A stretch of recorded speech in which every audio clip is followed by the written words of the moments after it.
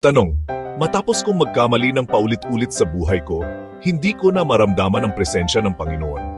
Nang ako ay nagsisi, sinundan ko na siya ng tapat, ngunit hindi ko pa rin siya maramdaman sa akin. Ang paghihiwalay bang ito ay permanente? Sagot, una sa lahat, mahalagang maunawaan natin ang pananaw ng Biblia tungkol sa kaligtasan. Roma 10 verse 8-10. Ngunit ano ang sinasabi nito? Ang salita ay malapit sa iyo, nasa iyong bibig at nasa iyong puso. Ang salitang iyon ay ang mensahe ng pananampalataya na aming ipinangangaral.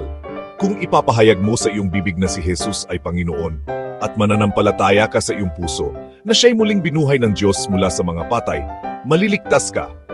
Sapagkat sa puso na nananampalataya ang tao tungo sa katuwiran at sa bibig ipinahayag tungo sa kaligtasan. Ang sinumang tunay na sumasampalataya sa Ebanghelyo ay ipinanganak na muli ayon kay Jesus. Siya ay nagiging espiritual na bago, anak ng Diyos, at walang bagay, bago man o pagkatapos ng kaligtasan, ang makapagbago sa kanyang walang hanggang kapalaran. Gaya ng sinabi ni Pablo, Roma 8:38-39. Sapagkat ako'y naniniwalang ni kamatayan, ni buhay, ni mga anghel, ni mga pinunong makalangit, ni kasalukuyan, ni darating, ni makapangyarihan, ni kataasan, ni kalaliman, ni anumang nilalang, ay hindi makapaghiwalay sa atin sa pag-ibig ng Diyos na nasa kay Kristo Jesus na ating Panginoon. Ang Diyos ay tapat sa kanyang mga pangako. Dahil tapat ang Diyos, makatitiyak tayo na hindi niya iniiwan ang kanyang mga anak. Sinabi ito sa maraming bahagi ng kasulatan. Awit 8:6. Ang Panginoon ay nasa aking panig.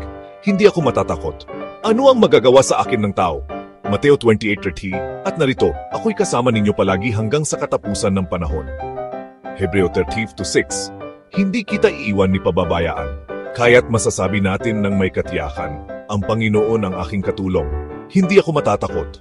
Ang mga pagsubok ay pagkakataon upang lumago at magbigay kaluhatian sa Diyos. Kapag dumarating ang mga pagsubok, ito ay hindi tanda ng paglayo ng Diyos, kundi isang pagkakataon upang palakasin ang pananampalataya. Ayon kay Santiago 1:2-4. Ituring ninyong kagalakan kapag kayo ay dumaranas ng iba't ibang pagsubok. Yamang nalalaman ninyo na ang pagsubok ng inyong pananampalataya ay nagbubunga ng pagtitiis. At hayaang ang pagtitiis ay magkaroon ng ganap na bunga, upang kayo maging ganap at walang kakulangan. At kung kinakapos tayo ng karunungan sa panahon ng pagsubok. Santiago 1:5-8. Kung ang sinuman sa inyo ay nagkukulang ng karunungan, humingi siya sa Diyos na nagbibigay ng masagana at hindi nanunumbat, at ito'y ipagkakaloob sa Kanya. Ngunit dapat siyang humingi na may pananampalataya na walang pag-aalinlangan. Ang disiplina ng Diyos ay tanda ng Kanyang pag-ibig. Kapag tayo ay dinidisiplina ng Diyos, hindi ito parusa ng paglayo, kundi patunay ng kanyang pag-ibig at pagtanggap. Hebreo 12:5-11. Anak ko, huwag mong maliitin ang disiplina ng Panginoon, ni manghina kapag ikaw ay pinarurusahan niya, sapagkat ang dinidisiplina ng Panginoon ay siyang minamahal niya, at pinarurusahan ang bawat anak na kanyang tinatanggap.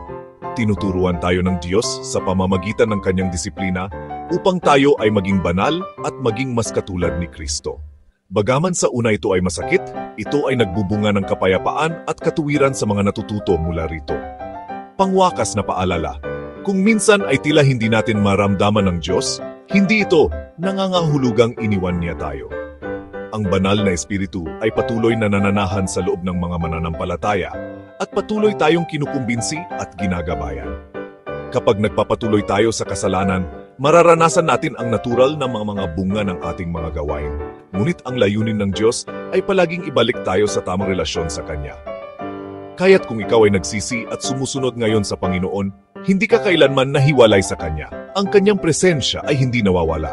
Minsan lamang ay hindi natin ito nadarama dahil sa ating emosyon o kalagayan. Ngunit ang katotohanan ay Siya ay laging kasama natin. Para sa karagdagang kaalaman o katanungan, bumisita sa aming Facebook page, ang The Way Community Bible Church.